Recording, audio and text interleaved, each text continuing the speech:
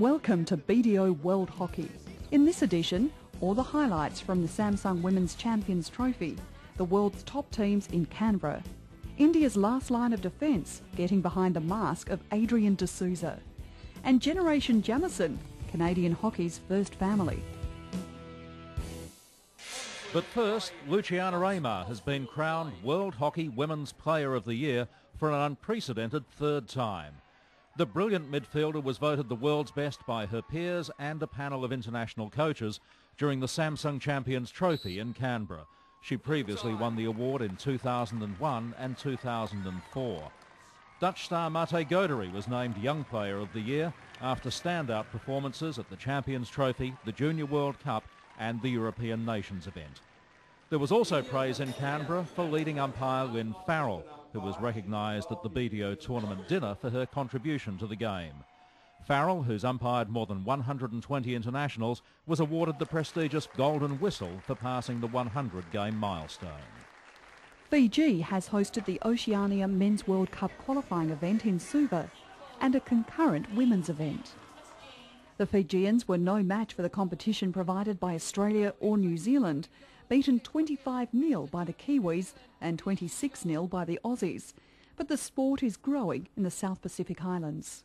Australia won the final of the event, beating New Zealand 3-1 in a game that marked the retirement of long-serving Kiwi captain Simon Towns. We'll look more closely at hockey in Fiji in the next edition of BDO World Hockey.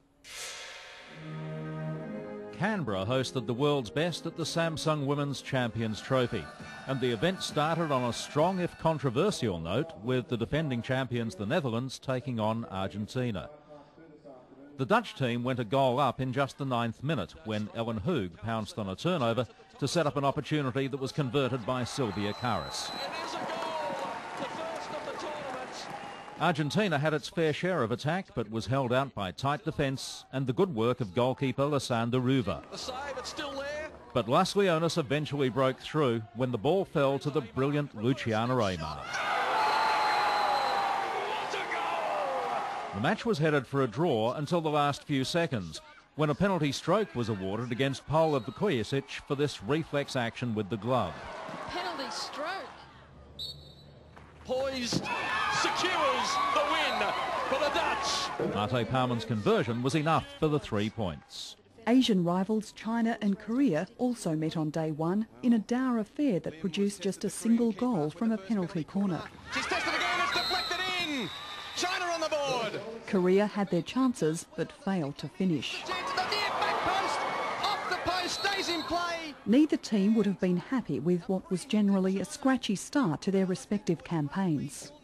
Day one ended with host nation Australia facing the Olympic champions Germany, and the home side made the perfect start after just 6 minutes.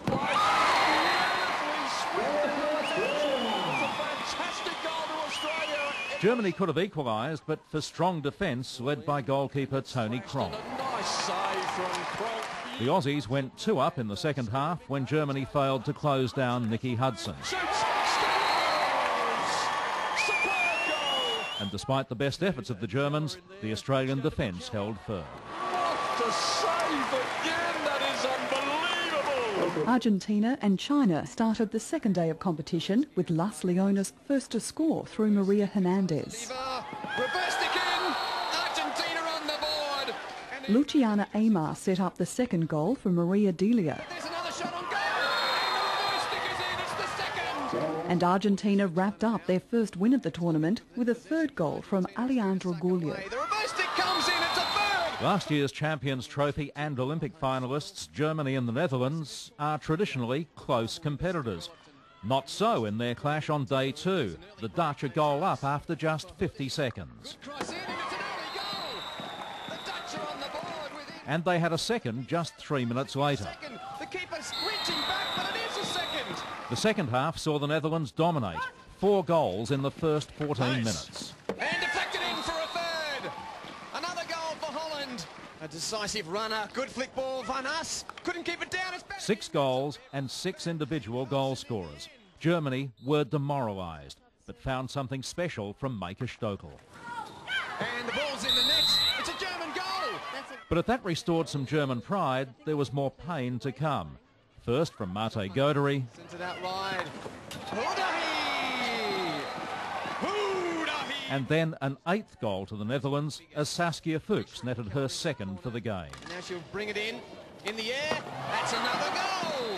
It's Fuchs. A nice goal by Fuchs. The 8-1 result equalling the highest winning margin and the highest number of goals in a game in the Women's Champions Trophy. Korea played Australia and were looking to improve on their first appearances.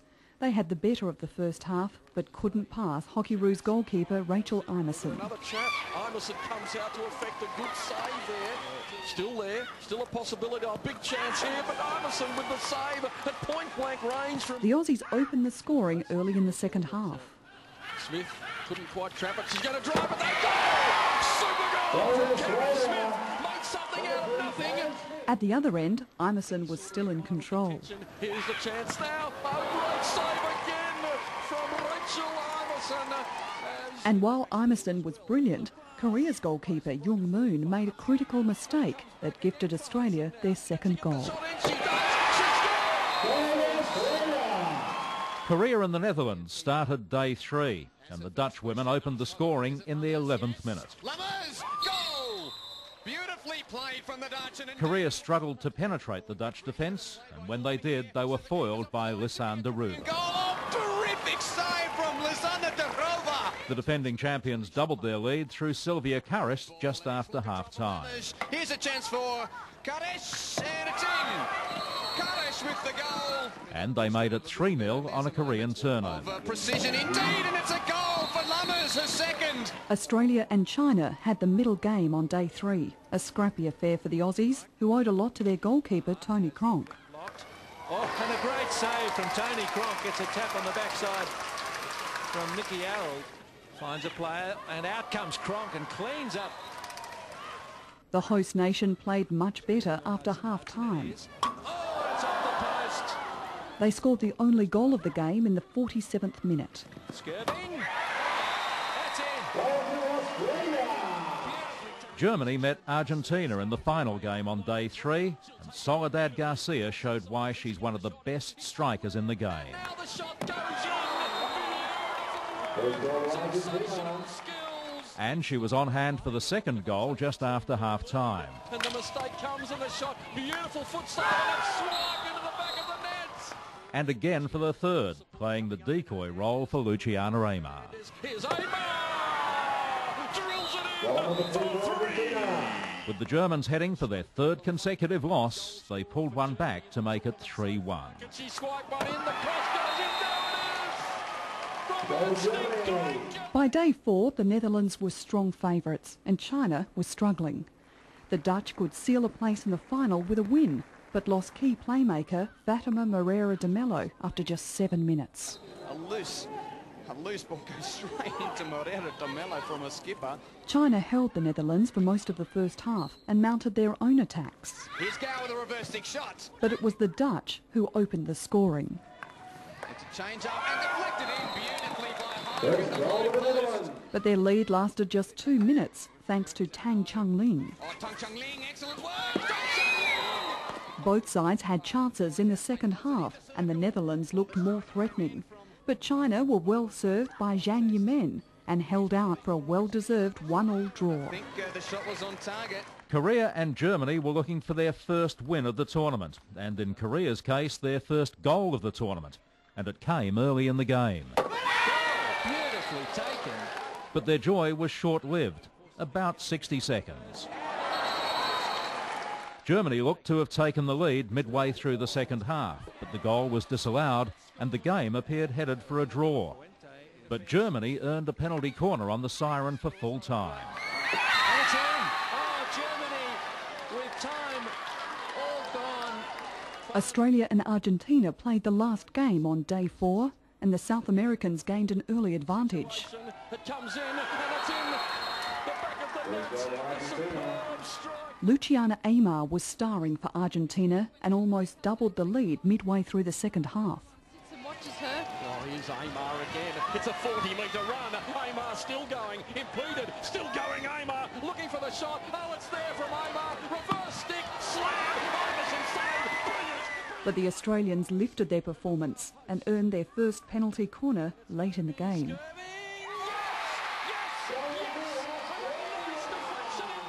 The draw left both teams and the Netherlands able to qualify for the gold medal game on the final day of round-robin games, although Argentina would need Australia to lose to the Dutch. And so, on day 5, Argentina faced Korea, who were still looking for their first win of the tournament. The Argentine stars were performing well early in the game and opened the scoring after just 8 minutes. Aymar attacks, throws it away to Gula, back in the centre. Oh, surely they've got to have a shot on goal here. There's the reverse stick. It is in the back of the net. Garcia scores. But Korea levelled midway through the half. And it's going to be Kim Un-sil slides it beautifully. That's a magnificent stroke. And they took the lead just before half-time. The obvious ball, a big chance now for Korea, and it is slammed into the back of the net, and they take the lead. Unbelievable! Argentina hit back to level the game 12 minutes after the break. And it slid in, and Isaiah does indeed. And then Garcia showed again why she's such a dangerous opponent. Into the scoring zone, still with Aymar, still with Aymar. No. No! Garcia, goal, scores! The 3-2 win keeping Argentina in touch with the top 2. But to make the final, they'd need Australia to lose to the Netherlands. Germany and China were next, both needing to win to be in the playoff for the bronze medal and avoid the battle for 5th and 6th. It was an even first half, punctuated by China just before half-time. Oh, it's in! And it's a goal to China! The Chinese team held on to that lead, securing a place in the bronze medal game and consigning Germany to the playoff to avoid relegation. The last qualifying game, and Australia and the Netherlands were undefeated, but a Dutch victory would put them into the final against Argentina and leave the Aussies to play off for bronze.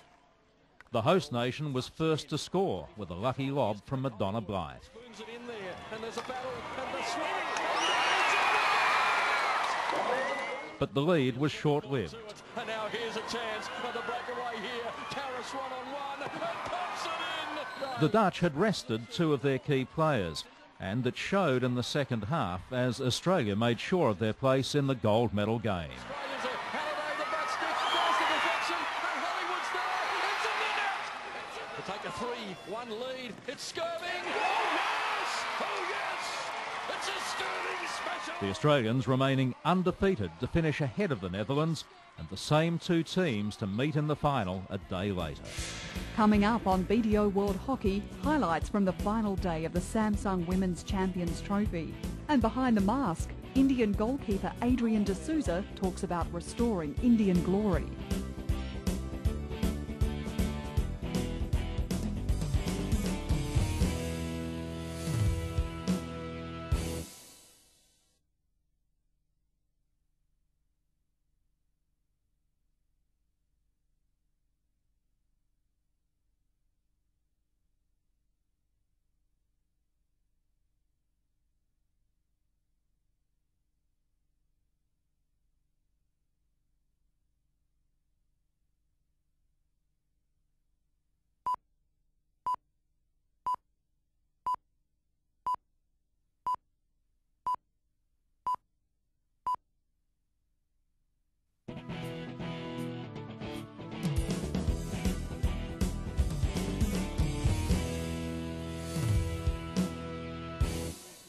The final of the Samsung Women's Champions Trophy in Canberra, and hosts Australia face defending champions the Netherlands. Reef it back in once more, and Dylan Ho comes into effect to stop. 3-hit Australia, quickly taken. No one there, or at least the stick of the defensive Minka Boy was there for the Netherlands.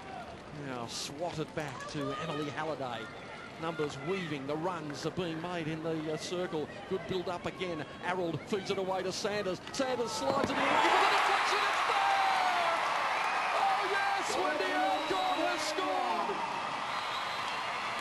And they go to appeal. The question is, did Wendy Alcorn get a stick on the ball? It was fired from outside the circle. Wendy Alcorn. Watch it here. Nick Arrold passes boxes off, it's fired in. She claims it straight away. Then Mika Boy saying, oh no, you did not get your stick on it. Highly controversial. The goal has been reversed. Alcorn, who's going to be swapping the green and gold for the white next week when she gets married, cannot believe it. That's away.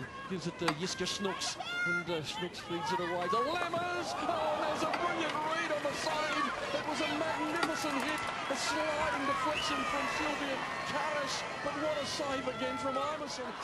Still there for Hudson. What a save it was. Oh, what a save from Derolfa.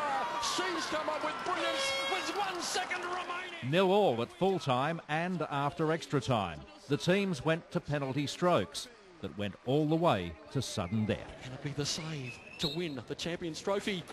Oh, it goes to sudden death in the penalty situation now. 4 apiece. We saw the bronze medal playoff between China and Argentina go to sudden death penalty strokes, and we're seeing it again to decide the gold and silver medals. And it is the prime penalty stroke taker for the Dutch side in Matja Palman. 20-year-old. 18 internationals moves in, and it's in the back of the net. Iverson made a brave attempt. And to keep it alive, she must score to keep Australia in the Champions Trophy.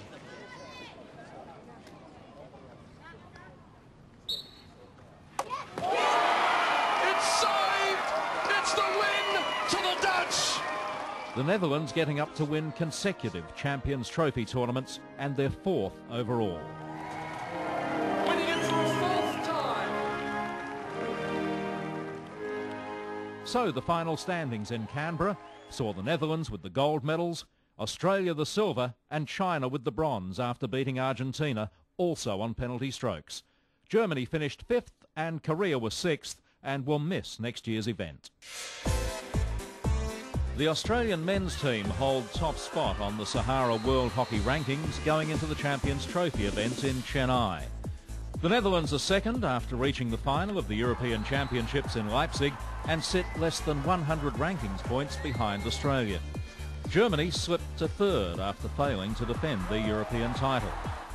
Spain has been the biggest improver on the men's table, with their European Nations Cup win elevating them to 4th.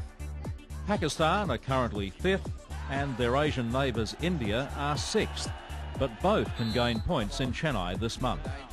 Korea are 7th in the rankings thanks to their top 8 Olympic finish, while Argentina are 8th after beating Korea in the Champions Challenge. New Zealand are 9th, still holding points from last year's Champions Trophy, and South Africa move into the top 10 after their win at the Africa Cup. In the women's rankings, the Netherlands' wins in Canberra and at the European title in Dublin have cemented their grip on top spot. Pan American champions Argentina are in 2nd place. Australia move up from 4th to 3rd after their silver medal at the Champions Trophy and their Oceania Cup title. Olympic champions Germany slide a place to number 4. And China hold 5th after their bronze medal performance in Canberra. New Zealand's win in the Champions Challenge keeps them in 6th place. Korea have moved into 7th place in the rankings, ahead of Japan, who are 8th. England are currently 9th, and Spain round out the women's top 10.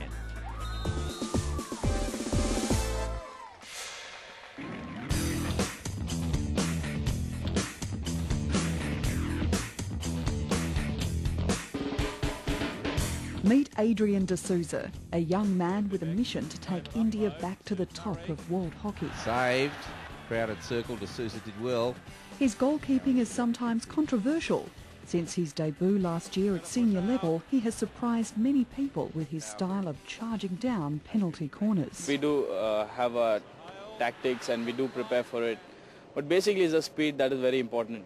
If you're not fast enough to get there, I don't think so I can do it again. So I have to be fast enough. So and I prepared according to the flickers or whatever the plan is. We watch a lot of videos and that's very useful actually, because due to that I know what to do, when to do it. For the young man from Mumbai, the next test will be the Champions Trophy tournament in Chennai this month.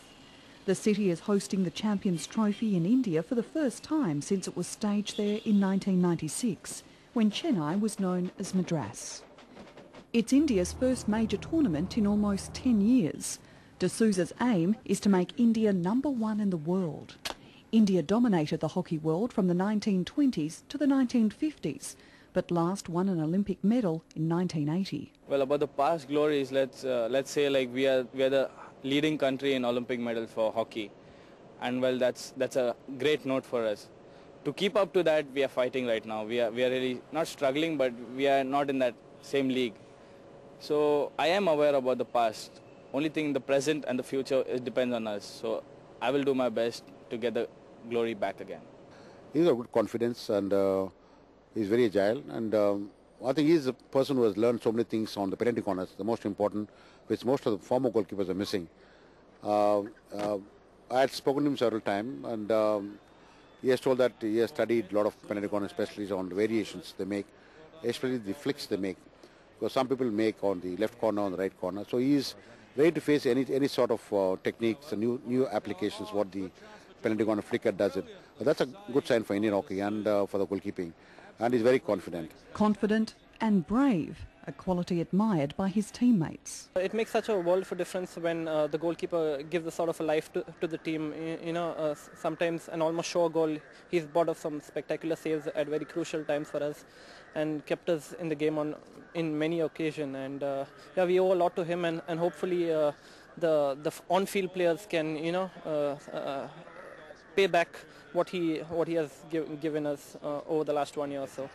Despite all the protective armour, it's a dangerous position. Honestly, there's no fear as such, but there's excitement. I want to go, I want to do it fast. I just want to finish it fast. That's the excitement I have. And does it ever hurt? Well, I have got hurt once, and which put me out for almost 3 months, and it was an injury. It was on my scrotum. It did hurt that time. It was very painful, but I'm over it right now.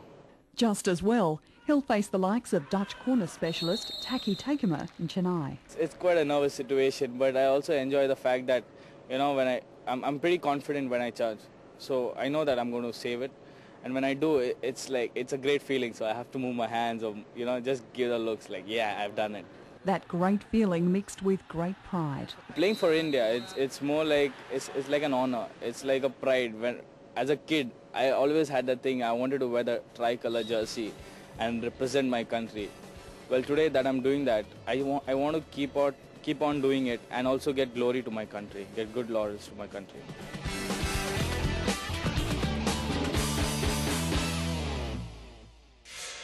Oh, you have the coolest turfs ever. These are the Jamison kids, catching up on the history of what's become a family business, playing hockey for Canada. In Madrid, that's the bullfight stadium. Sue Jamison represented her country from 1973 to 1979 and saw action in 2 Women's Federation World Championships and an FIH World Cup. Her children have grown up believing it's natural for anyone to make the national team. These days, not only does her daughter Stephanie play for Canada, but so does her son David. I guess not very many people have any children that play international anything, and to have 2 that do it, and in the sport that I played for Canada and that I really love. Yeah, that's very special. David Jamison may only be 21, but he's already played on the senior team for 3 years, wearing the red and white of Canada at such major events as the Pan American Games and the Madrid Olympic qualifier. That's it, Bernie, Sister Stephanie has also represented Canada for 3 years. At 24, her accomplishments include the Commonwealth Games and the Pan Am Games. And like her brother, Stephanie looks to her mother as her inspiration for making the national team. But it's pretty amazing to sort of follow up what she's done. She played for, I think, 7 years, and I mean, I'm just starting out, so it's pretty amazing every time I step on the field. We never really talked about it much, but it's always been pretty cool that, she's been there and been all these places, and we're kind of going through the same thing now. I just gave them the opportunity. I don't suppose when you're 8 and you start playing, you think, gosh, my mum's however old she is and she's still playing, I can do this forever. Right now, the younger Jamisons are striving for the more immediate goal of the Commonwealth Games in Melbourne. You got BJ? Yeah, post! Although each has that ultimate athletic dream, the Olympics. Oh, how did I miss that? Yeah, that would be incredible to get to go to a World Cup or an Olympic Games. Definitely they were highly ranked when my mum played, and we're not quite that highly ranked yet, but hopefully we'll get there soon. But with two siblings aiming for the same goals and each with more than 40 caps, there's bound to be a bit of rivalry. Oh, come on, you're counting caps though, aren't you? Well, yeah, I think most recently because I got past her because she was injured for a bit, and then she was like all concerned that I was going to have more than her for a while, and then she's apparently got more than me now, so it's a bit of competition there. Even with Mum, whose international appointments these days are limited to judging, there's a twinge of competitiveness mixed in with the pride when she talks about her daughter. Oh, she's way better than I am. I have to admit. There was an article in the paper a few years ago that somebody interviewed her and asked if she was better than I was, and she had the nerve to say that she, well, maybe not quite, but soon would be. And I thought, how can you say that? But of course, she's far better. The Jamieson legacy may not stop at 3 members of the family. The youngest, Katie, has already represented her province at the national level. In the meantime, the current brother and sister act continues to keep the Jamieson name out front in international hockey. Coming up next month on BDO World Hockey, we'll be in Chennai, once known as Madras, with all the highlights of the Sahara Men's Champions Trophy and the driving force behind hockey in Fiji, at home with the Smith family.